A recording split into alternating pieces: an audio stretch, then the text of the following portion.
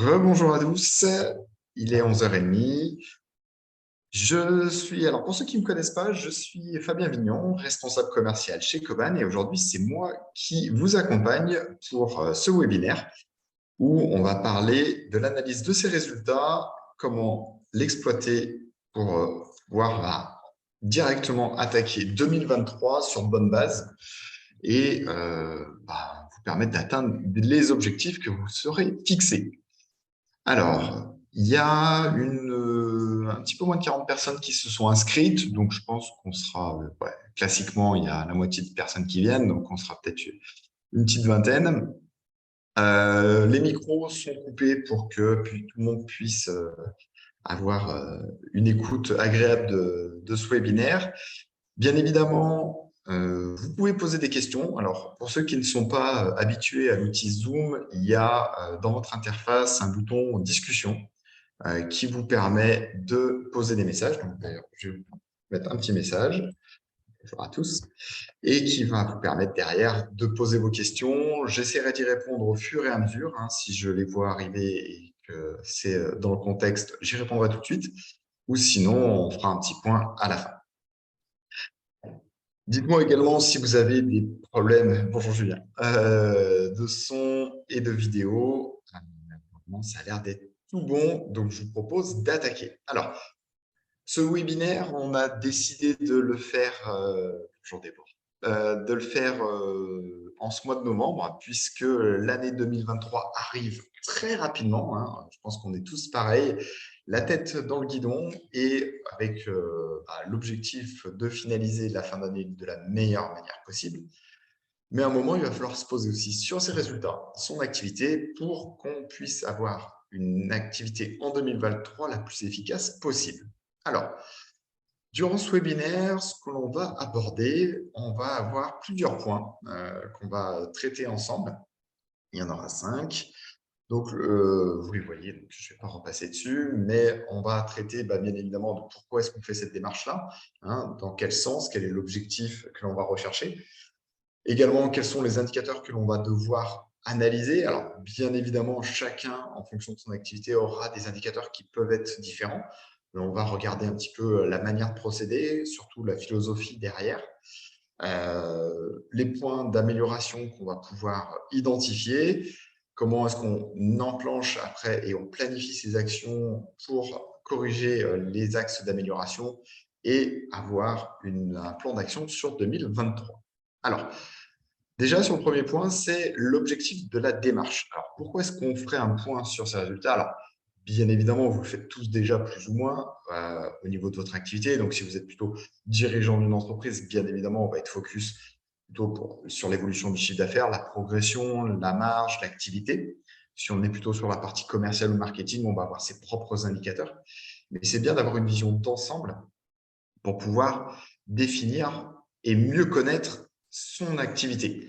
Alors, connaître son activité pour prendre les bonnes décisions, j'en entends qui vont se dire que connaître son activité, oui, c'est votre quotidien, donc forcément, vous êtes les mieux placés pour connaître son activité.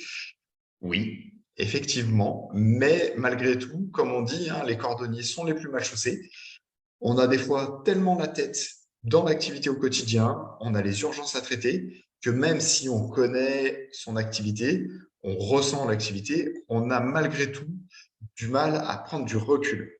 Donc, l'objectif, ça va être de faire cette démarche-là pour analyser les forces de votre entreprise aujourd'hui, en quoi vous êtes bon, qu'est-ce qui fait que vous avez des nouveaux clients, qu'est-ce qui fait que les clients existants restent, mais également de voir quelles sont les faiblesses. Voilà, vous ne signez pas tous les projets, j'imagine, ou en tout cas, vous n'arrivez pas à avoir autant de projets que vous souhaitez. Donc, voir là où le bas baisse dans votre démarche commerciale, dans votre relation client. Prendre de la hauteur, donc ce que je vous disais, et avoir une vue factuelle de votre activité. Souvent, le biais que l'on a personnellement, c'est qu'on ressent les choses. Et en fonction de ce ressenti, on va définir qu'est-ce qui est bon, qu'est-ce qui est moins bien dans la manière dont on travaille. Donc, effectivement, ce ressenti, il est forcément nécessaire, mais aussi d'avoir des chiffres à mettre en place. Ça va vous permettre de vraiment prendre du recul sur votre activité et de savoir comment agir. Le deuxième objectif, ça va être de travailler sur ces objectifs futur de manière réaliste. Alors ça, on l'abordera à la fin. Je prendrai un exemple concret. Mais c'est des fois, on a envie de se fixer des objectifs pour 2023, 2024. On fait des plans à court, moyen ou long terme. Mais ces objectifs, ils doivent être réalisables. Et donc, derrière, ça va être faire partie de l'un des enjeux de savoir comment est-ce qu'on peut définir des enjeux, des objectifs réalistes. Et le dernier enjeu également, ça me tient plutôt à cœur puisque ça fait partie de notre démarche et puis personnellement, c'est un point qui me semble essentiel, c'est de décortiquer sa machine commerciale. L'objectif, c'est un petit peu ouvrir un peu le capot, voir ce qui fonctionne, là où on a des bonnes performances, là où on a des moins bonnes, pouvoir faire de l'analyse comparative pour savoir comment est-ce qu'on peut améliorer sa démarche. Donc, en gardant en tête ces objectifs, on va analyser ces résultats pour définir globalement quels sont les axes d'amélioration. Alors, soit pour combler ses faiblesses, si on voit qu'il y a vraiment des parties de l'activité où on n'est pas très bon, voir comment est-ce qu'on peut compenser ça, mais également de se dire quelles sont mes forces et comment est-ce que je peux renforcer éventuellement mon axe pour être encore plus impactant au quotidien. Alors, au niveau des indicateurs qu'on va analyser, si je vous demandais, alors je ne vais pas ouvrir les micros parce que sinon ça va être un petit peu compliqué, mais si je vous demandais quels sont les indicateurs à analyser, le premier qui arrive en tête, c'est le synchro-saint chiffre d'affaires. Alors effectivement, ce chiffre d'affaires, c'est bien évidemment une excellente base pour mener des analyses, mais il ne faut pas simplement s'arrêter sur le chiffre d'affaires brut.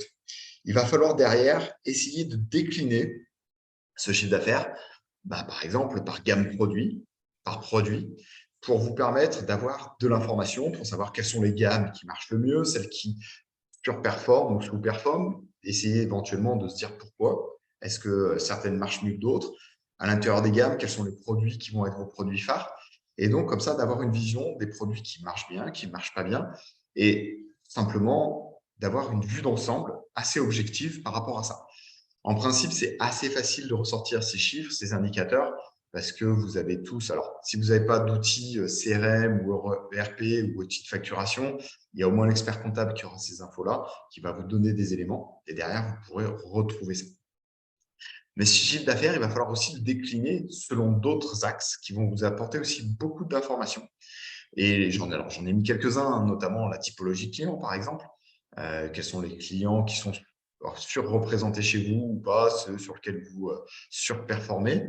Les secteurs géographiques, ça peut aussi vous donner des informations. Donc, si vous avez une force de vente, bien évidemment, souvent, les commerciaux, en tout cas dans certaines organisations, les commerciaux sont répartis en secteurs géographiques. Donc, ça peut être bien évidemment la répartition du chiffre d'affaires généré par commercial.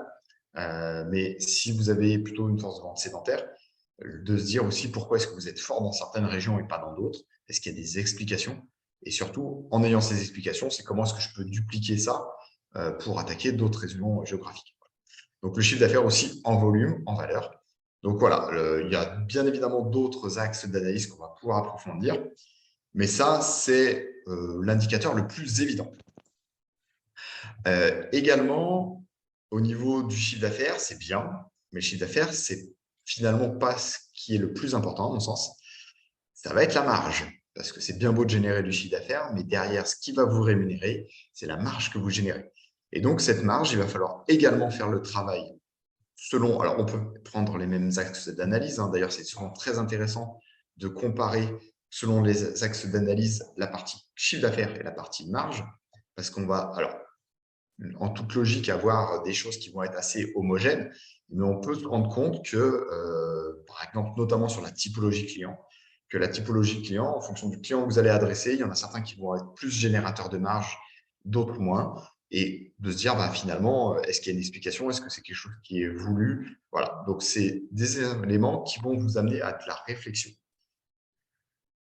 Chiffre d'affaires, marge, voilà, on est sur des choses qui sont assez évidentes. Mais ce n'est pas l'essentiel. C'est-à-dire que ça, c'est finalement la finalité de la démarche. C'est-à-dire qu'une fois qu'on est sur la notion de chiffre d'affaires et de marge, c'est que les clients sont déjà ont commandé chez vous, ont validé. Sauf que ce qui va être intéressant, c'est de prendre en compte tout le cycle de vie client. À la fois en partant de l'acquisition, hein, vraiment, comment je génère des leads en interne, est-ce que c'est plutôt de la prospection, des commerciaux? Cette partie d'acquisition, la partie commerciale, la partie facturation, et puis après, on peut avoir d'autres indicateurs notamment. Et donc, si on décortique tout ce cycle de vie client, on va pouvoir, voilà, par exemple, prendre toute la partie marketing et acquisition de prospects, de leads, et à l'intérieur, on va pouvoir décliner en sous-objectifs, sous-indicateurs. Alors, bien évidemment, il ne faudra pas prendre tout ça, hein. Là, c'est quelques indicateurs que j'ai pris. Certains vont être pertinents selon votre métier, d'autres moins. Mais par exemple, on pense à la performance du site. Est-ce que votre site a un beau taux de transformation? Est-ce qu'il retient bien les personnes? Voilà, d'avoir ces indicateurs-là au niveau marketing, vraiment de se dire combien est-ce que de personnes sont générées sur mon site web? Est-ce que le trafic est généré plutôt par du référencement naturel, du référencement payant, la performance de mes différents canaux d'acquisition? Ça va être important pour avoir des métriques et de se dire finalement qu'est-ce qui fonctionne aujourd'hui? Qu'est-ce que je n'ai pas tenté? Par exemple, hein, je sais que vu que nous, on travaille beaucoup en B2B, on a certains de nos clients pour qui le site web n'est pas un vecteur d'acquisition, mais qui se posent peut-être la question de dire est-ce qu'il n'y aurait pas moyen quand même, via mon site web, de générer plus de trafic, plus de leads? Si vous ne l'avez pas tenté en 2022, gardez les métriques malgré tout de votre site web aujourd'hui, mettez des efforts sur ce canal en 2023. Je ne sais pas, hein, ça peut être une ressource marketing en interne qui va passer plus de temps sur du référencement naturel et on va pouvoir comparer les métriques. Mais si vous ne faites pas le point de l'effort d'avoir des métriques déjà en 2022 pour avoir votre situation actuelle, vous ne saurez pas si c'est performant ou pas, ou si les actions que vous allez mettre en place portent leurs fruits.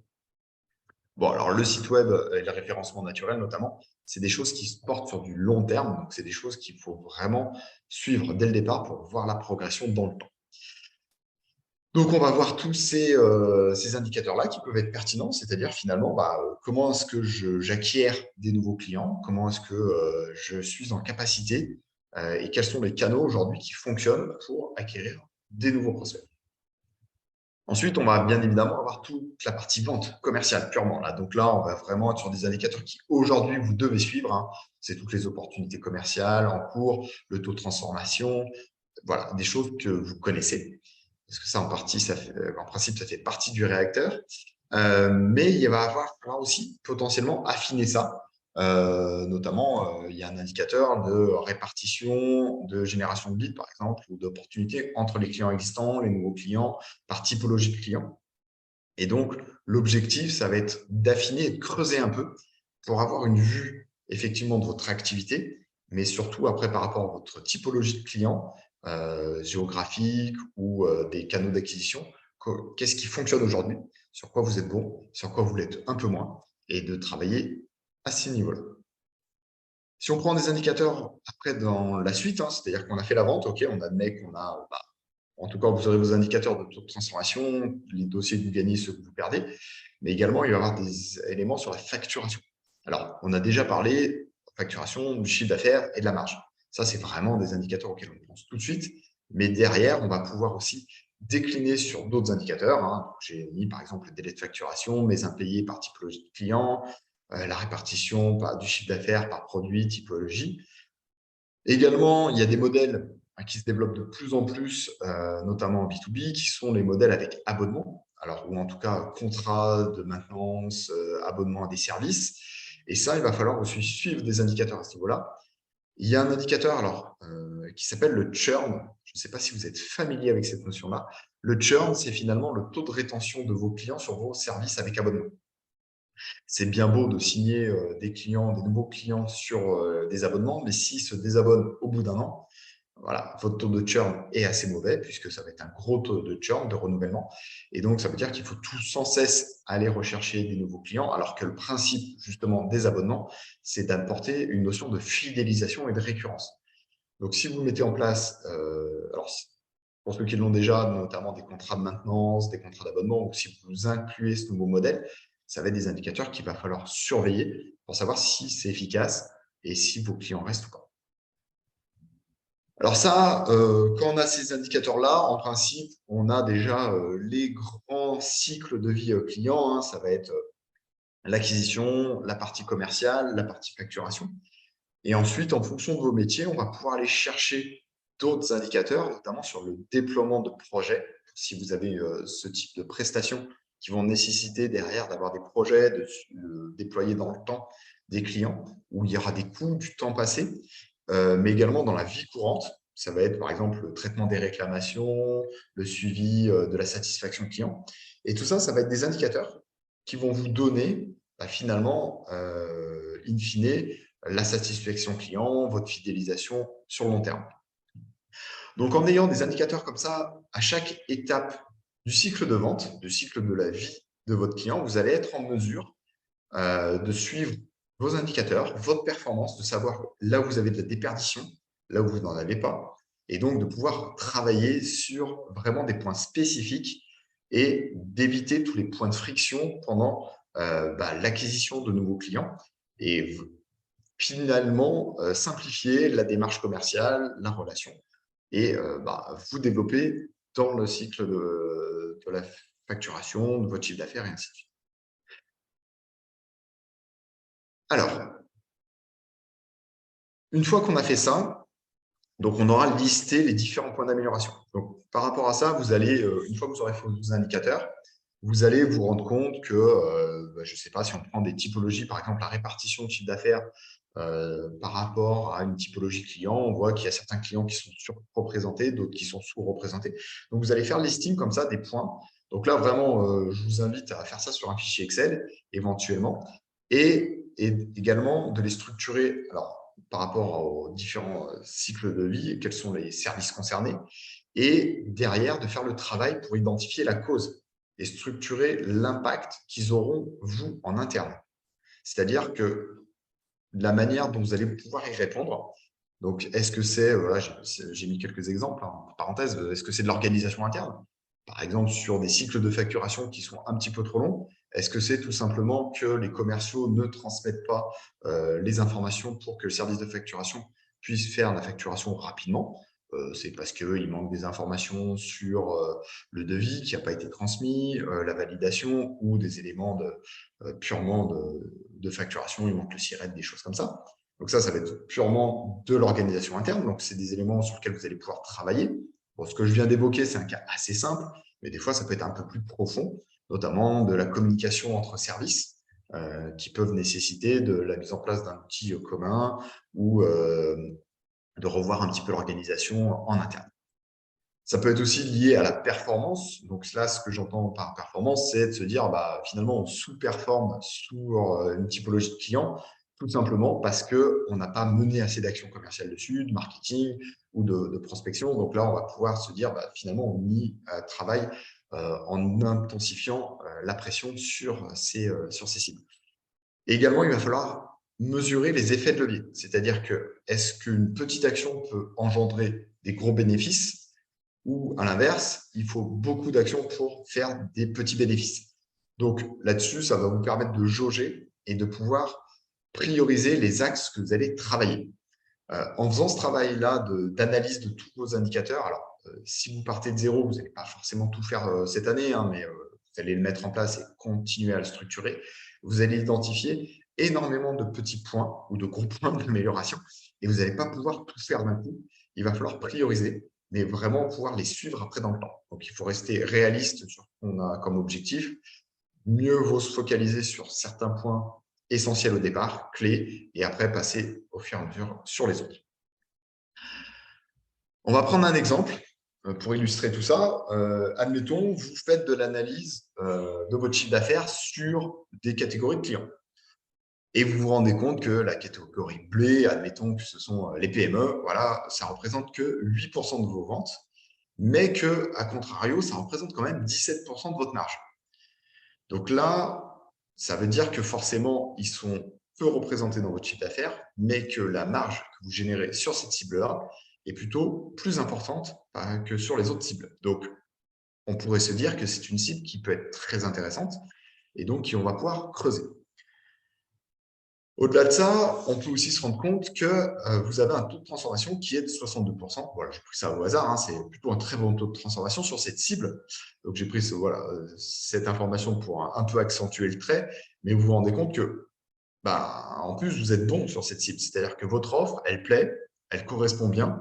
Et donc, derrière, finalement, on est plutôt sur un potentiel de croissance qui serait intéressant, puisqu'aujourd'hui, le chiffre d'affaires représenté est assez faible, bonne marge et très bon taux de transfert.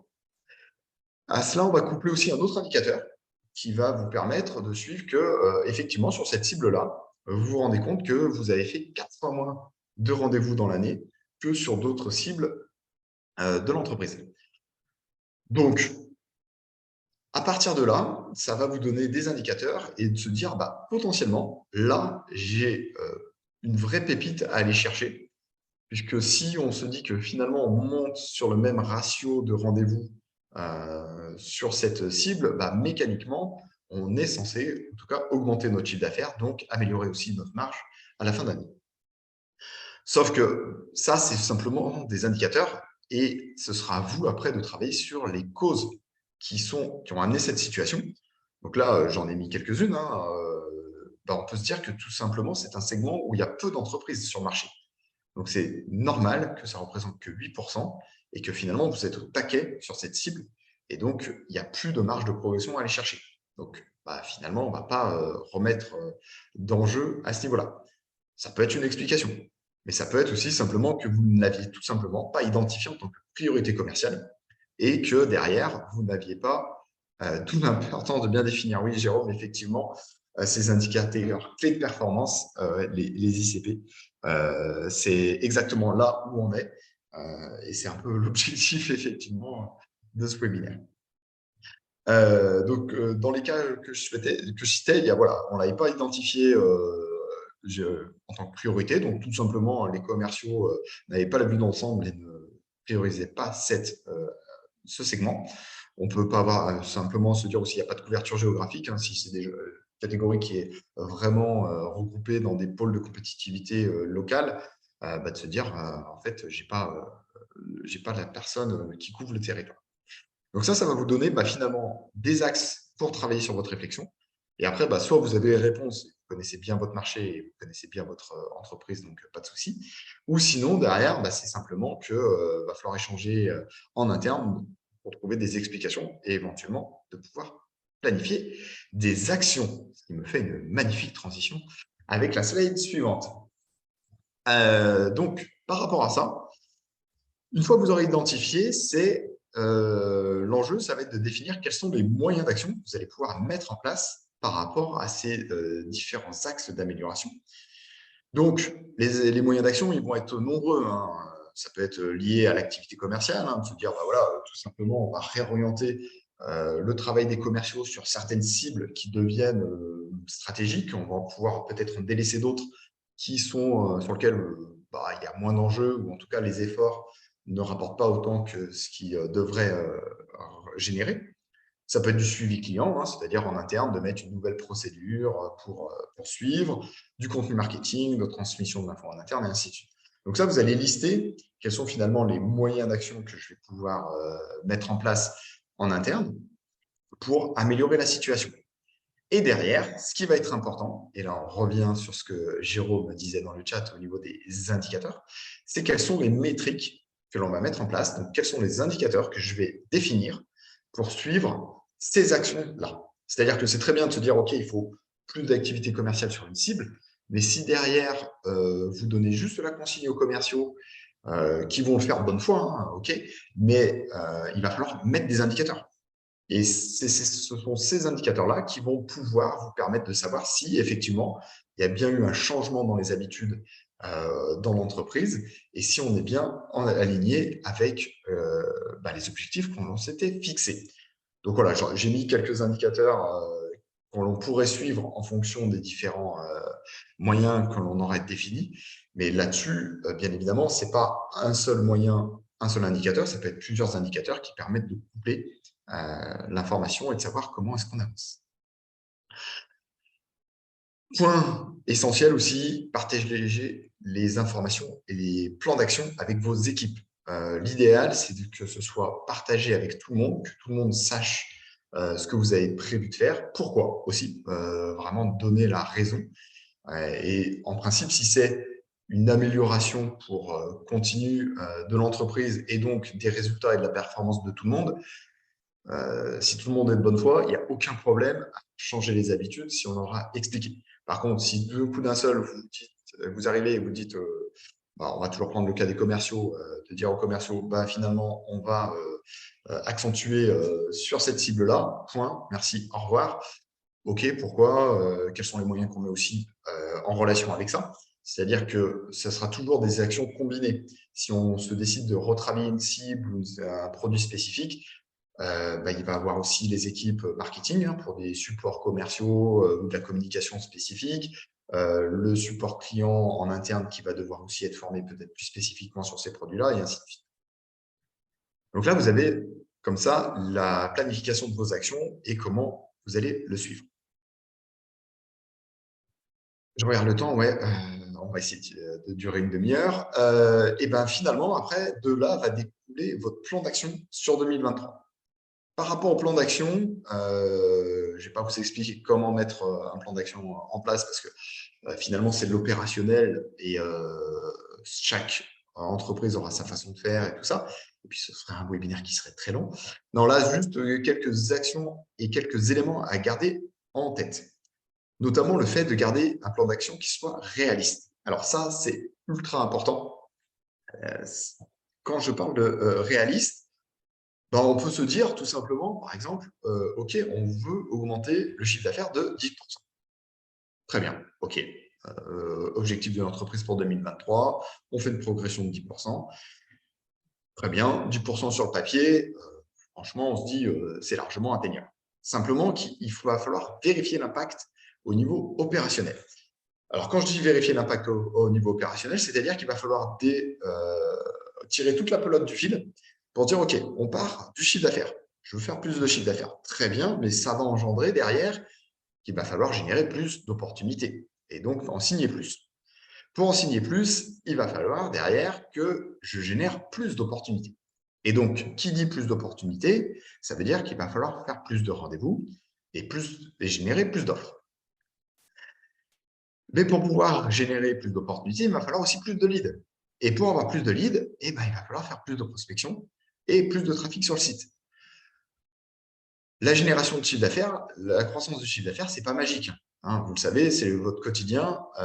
Il va falloir faire toutes les actions. Et donc, en ayant les métriques, là, je vais prendre un cas concret juste après pour vous montrer ce que ça peut engendrer. Mais vous allez être en mesure de se dire, OK, pour pouvoir générer, par exemple, 10% de chiffre d'affaires en plus, allez, on part sur l'exemple. OK, pour générer plus de 10% de plus de chiffre d'affaires, en partant sur le panier moyen, par exemple, de mes opportunités commerciales, mon délai de facturation, mon délai de signature des opportunités, OK, j'en conclus qu'il me faut 27 opportunités de plus à gagner sur l'année. OK, très bien, 27 opportunités. Bien sûr, il va falloir mettre ça en relation avec vos opportunités que vous générez aujourd'hui. Ça peut être peu, ça peut être beaucoup. Mais pour générer ces 27 opportunités, eh ben, en fait, admettons que j'ai un taux de transformation de mes opportunités à 30%, ça signifie qu'il va falloir générer 81 opportunités complémentaires. Admettons que sur chacune de ces opportunités-là, il me faille 3 rendez-vous en moyenne pour pouvoir gagner ou perdre une opportunité. Ça veut dire qu'il va falloir générer 243 rendez-vous supplémentaires dans l'année. Chaque rendez-vous engendre 2 heures de travail en moyenne, entre la préparation, le compte-rendu, ça peut même être plus en temps masqué. Mais admettons, je suis parti là-dessus, 2 heures par rendez-vous. OK, ça me fait 486 heures en plus à trouver dans l'année. J'ai fait le calcul, si on part sur du 35 heures, ça fait 13 semaines dans l'année quand même. Donc, ça commence à occuper pas mal. Également derrière, pour générer mes 82 opportunités, admettons que quand vous générez un lead, il y a une chance sur deux de le transformer en opportunité commerciale. C'est plutôt un très bon taux de transformation. Donc voilà, alors, on sera souvent sur du bien plus, mais ça veut dire que malgré tout, il faut générer 162 opportunités, 162 leads dans mon année. Et en plus, si on prend les notions de temps de traitement, temps de signature, temps de déploiement, temps de facturation, souvent vous allez avoir un décalage. Et ça va engendrer le fait que, par exemple, des leads qui sont générés sur septembre 2023, vous savez pertinemment que vous mettez 3 mois à signer un nouveau client. Dans le meilleur des cas, vous allez arriver en décembre. Et si vous mettez un petit peu de temps à déployer, bah, la facturation, elle se fera sur 2024. Donc, il va falloir aussi prendre ça en compte, hein. Revenons sur nos leads. Donc, nos 162 leads, bah, ils n'arrivent pas magiquement. Là, j'ai pris des métriques, admettons que voilà, 50% de vos leads soient générés par de la prospection et que 50% soient générés par votre site web. Eh ben, on sait que, notamment pour générer mes 80 leads commerciaux, on a à peu près, voilà, c'est quelques statistiques qui sont en principe partagées. C'est qu'une action de prospection, il faut 10 actions de prospection pour générer un lead. Bah, voilà, ça veut dire qu'il va falloir faire 800 actions de prospection. 800 coups de fil à passer, 800 prospects à aller voir dans des zones industrielles, sur des salons et ainsi de suite. Si on a un taux de transformation et d'engagement sur votre site de 3%, qui est plutôt un beau taux aussi, on va être sur 2700 visiteurs uniques à générer. Donc, vous voyez, en partant de 10% de chiffre d'affaires, eh ben, il y a quand même des impacts donc, qui seront à différents niveaux, hein. Ça peut être sur la partie commerciale, finalement, générer une bande passante de 13 semaines équivalent dans l'année. Donc, soit vous considérez que vos commerciaux sont en sous-charge ou en tout cas, la répartition va se faire sur votre force de vente. Admettons que vous avez 10 commerciaux, bon, bah, ça fait quand même 1 semaine et demie de plus à caser dans leur agenda sur l'année. Les leads, est-ce que ce sont les commerciaux qui les génèrent? Est-ce que c'est l'équipe marketing? Voilà. Donc, vous allez avoir comme ça tous les impacts et en partant de votre objectif final, finalement, ça va vous permettre de voir l'impact et donc de peut-être se dire que 10% de chiffre d'affaires sur l'année, soit les 27 opportunités, vous êtes dans un métier où vous générez beaucoup de commandes, 27 opportunités dans l'année, c'est easy, vous y allez facile, donc on va peut-être pouvoir revoir cet objectif à la hausse, mais il va être justifié. Ou vous êtes au contraire sur des métiers où c'est très dur d'aller chercher ne serait-ce que 2 ou 3 opportunités supplémentaires à l'année, là, vous voyez que 27, ce sera pas réaliste.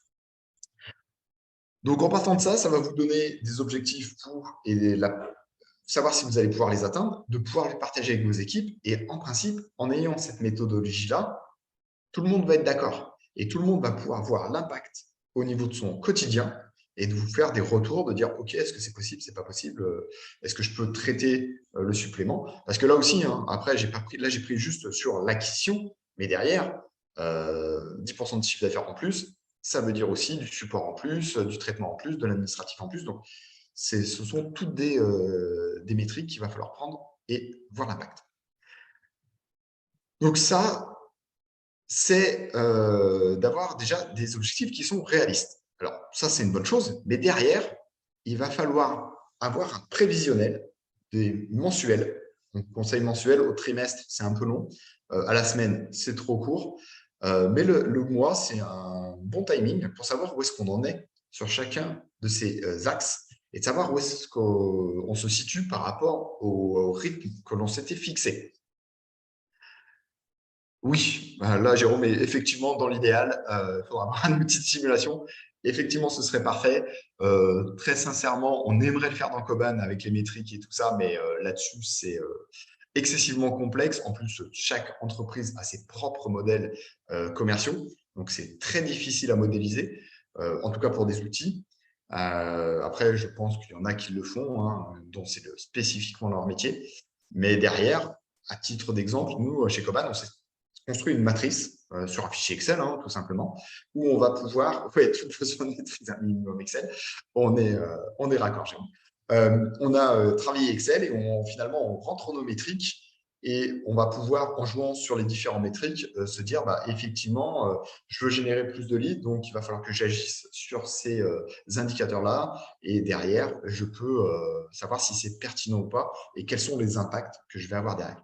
Alors, clairement, hein, si aujourd'hui, vous n'avez pas fait ce travail-là, ça peut demander du temps de se poser. Donc, on arrive en fin d'année, c'est ou pas la période, hein, selon chacun. En tout cas, il y a souvent la période juste avant Noël et entre Noël et le jour d'an qui est un peu calme.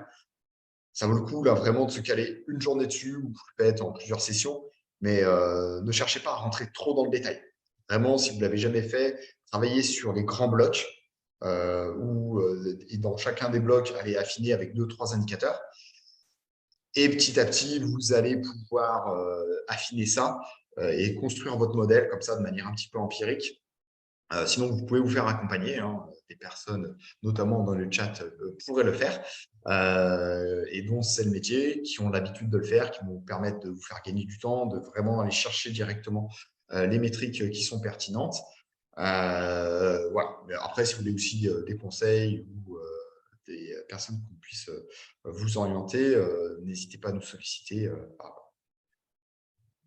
On est en pleine période d'analyse de maintenant. Ouais, les projectifs, il y a du boulot, effectivement. L'intérêt d'avoir un prévisionnel mensuel, c'est de se dire, on va suivre ces indicateurs avec une réunion d'équipe une fois par mois. Chacun va remplir les indicateurs à son niveau. Éventuellement, si vous avez un outil CRM comme Coban, par hasard, ou un ERP, vous allez pouvoir en sortir ça de votre équipement. Il y a peut-être des indicateurs qu'il faudra aller chercher à la main. Mais toujours est-il, c'est de se dire, finalement, une fois qu'on a défini quels sont les indicateurs qu'on va suivre, on crée le tableau de bord qui va bien dans votre outil. Vous allez chercher tous les mois l'indicateur et savoir où est-ce que vous en êtes. Vous comparez ça par rapport à votre objectif et ce qui va vous permettre de savoir si vous êtes en accord, si vous êtes aligné, si vous êtes en avance, en retard, et après de pouvoir mener les actions qui sont adéquates pour soit engager des dépenses pour aller chercher du chiffre d'affaires additionnel, soit au contraire limiter parce que tout se passe bien, vous avez investi aux bons endroits et ainsi de suite. Et l'idéal, ce que je vous disais, c'est de mettre ça en place, un suivi automatisé dans votre outil pour pouvoir avoir les métriques et après simplement avoir le reporté dans votre modélisation qui se fait chez nous aussi dans Excel, mais au moins comme ça on sait où est-ce qu'on est et on partage ça au sein de l'entreprise. Midi 6, j'ai pris un petit peu plus de temps que le timing. Il n'y a pas eu de questions, ou en tout cas, il y a eu quelques remarques durant le chat. Est-ce que, alors, si vous avez des questions, en tout cas, ce qui m'intéresse, ce serait de savoir si aujourd'hui, vous avez cette démarche-là en interne, parce que je sais qu'il y a pas mal de nos clients qui participent au webinaire, mais même pour ceux qui ne sont pas clients Coban, ça m'intéresse un peu de savoir si aujourd'hui, vous avez déjà cette démarche un petit peu systématisée, alors peut-être pas aussi poussée que ce que je vous ai montré au quotidien. Donc, voilà, personne ne veut répondre, mais ne soyez pas timide. Donc voilà, savoir si vous avez ça. Et puis, si vous avez envie de le mettre en place dans Coban, d'avoir des indicateurs, revenez vers nous. Vous avez vos interlocuteurs habituels. On regardera ça avec vous pour soit affiner les indicateurs que vous avez mis en place, soit même construire des tableaux de bord qui peuvent être pertinents pour vous faciliter ce suivi-là et savoir globalement avoir un pilotage en 2023 et pas simplement subir la situation. Surtout quand on est dans des contextes là avec le Covid, la guerre en Ukraine et le contexte international qui ont fait que les années ne se sont pas du tout passées comme on l'aurait imaginé au départ. Voilà, nous, notre tableau aujourd'hui, clairement, ça nous a permis de savoir à quel moment on a dû réinvestir, couper certains investissements parce que voilà, on n'était pas aligné avec les objectifs. On avait prévu de faire un peu plus de croissance que ce que l'on fera, mais forcément avec le contexte. On a les explications, mais surtout, ça nous a vraiment permis d'être dans un pilotage de l'entreprise, savoir où est-ce qu'on va atterrir très clairement avant d'avoir le bilan comptable. Donc, je ne peux que vous inciter à mettre en place cette démarche-là, même si effectivement, ça nécessite de prendre du temps pour le faire. Mais là, vraiment, c'est… Donc là, Jérôme, ouais. Ouais, voilà. Donc, effectivement, ça demande un peu de temps, mais clairement, pour la pérennité de votre entreprise, pour le développement, vous allez gagner du temps dans les années à venir. Donc, voilà, posez-vous. Eh ben, écoutez, oui, l'extraction. Julien, oui, vous aurez un replay de ce webinaire. C'est Léa qui s'en occupe, donc qui vous avait envoyé les invitations, mais elle n'est pas disponible sur la fin de semaine. Donc le webinaire, contrairement aux fois précédentes où vous l'avez très rapidement dans la foulée, vous l'aurez début de semaine prochaine, je pense. Donc en principe, elle vous envoie le lien pour accéder au replay et également le support de présentation si vous voulez un peu vous appuyer dessus pour avoir des indicateurs. Voilà. Il n'y a pas d'autres remarques. Donc, écoutez, pour ma part, j'étais heureux d'animer ce webinaire. J'espère que vous avez appris des choses intéressantes. Et bien évidemment, on reste à votre disposition pour échanger sur le sujet. Et écoutez, merci à tous. Excellente journée à venir. Et puis, bon appétit. À bientôt. Au revoir.